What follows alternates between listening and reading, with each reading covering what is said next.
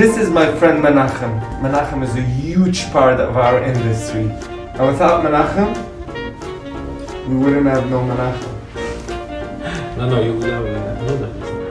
No way. I would love to hear your story. Okay, welcome Moshe. As you know, I was born in Paris. I started to work here when I was 16.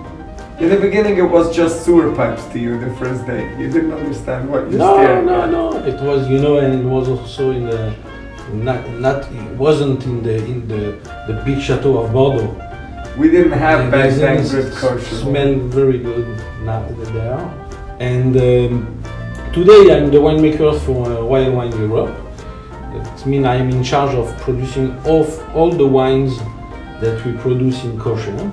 Explain what it means. This is not just, we're going to Coca-Cola and they let us in and we sign 3 signatures and they have to use this and this syrup.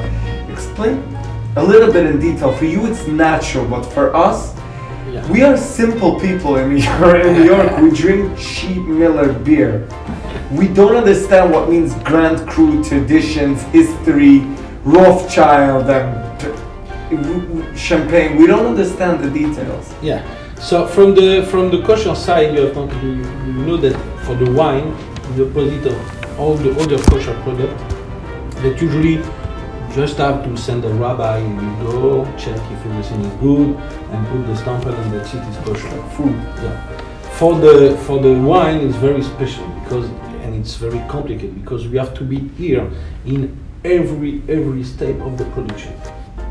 Okay, so every time that they need to do something on the wine, we have to send somebody that will work instead of the cellar of the cellar worker of the chateau. So there is no such a thing for somebody that's not doing it for kosher certification like you, which you're the only person in the world that does it with all these big grand crews, to have the opportunity to meet all these amazing artists. Because what I learned when I'm here in Champagne now, that people that do champagne, their art is modern art. It's champagne. You get to taste and to meet these amazing winemakers. I think most people don't understand what you're really doing. For me, it's a real unique experience because, as you say, usually when the winemaker study to be a winemaker, to be an enologist, they have to. It's very complicated to get a stage on a big estate. So when you work on the kosher winemaking, so in the same year you can work for me I work with 10 or 15 different chateaux from Bordeaux. It's like in the same year you're the ambassador for the England Queen, and then you go to France and then to America, and you have the code to get into the door. Yeah, everyone it's like you're a spy to the biggest wineries in the world that change tradition. And when we think of wine, I don't care who you are, where you're from, you think Bordeaux, you think Champagne, you think Burgundy. And if you don't, you're not drinking wine. And that's Menachem. I think Menachem because he helped thousands of people to connect. And in the non-kosher world, it's like 100 people. And in the kosher world, it's one person. And that's you, that's the truth. I know you're humble about it and you're not, but I didn't understand it until I'm sitting with you on this chair.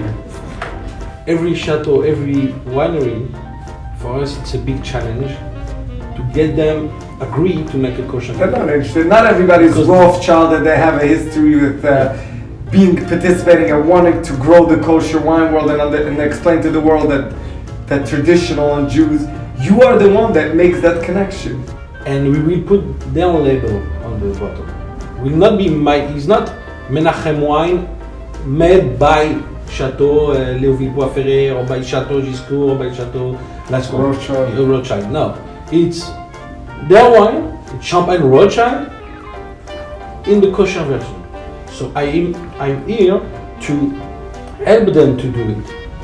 We must be sure that the quality will be on the level, because if it's not, at the end of the day, if the wine is not enough good to put the label of the chateau on the bottle, they will not agree to it. When they worked on the winery, they have let's say between 100,000 and 500,000 bottles to produce of this wine, but we are there only to produce 5,000, 6,000 bottles, and we have to do the same work for just this small quantity, and this explains also the difference of the price.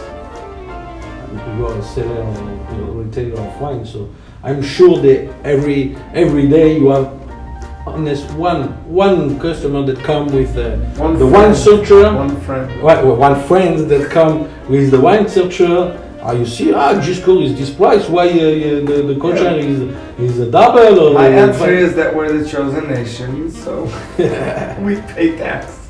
I always say I'm the winemaker of wild wine, and I'm produce 30 different wineries, but I'm not the winemaker of every winery, because every winery needs minimum 1 or 2 winemakers, but the point is to work with the winemaker of the winery. In reality, I think you should write a book.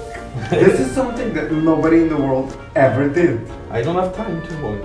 I know. So when I will be retired, I will take care of writing a book. We're retiring together, we're going for another one too. Yeah, because as you know, I have a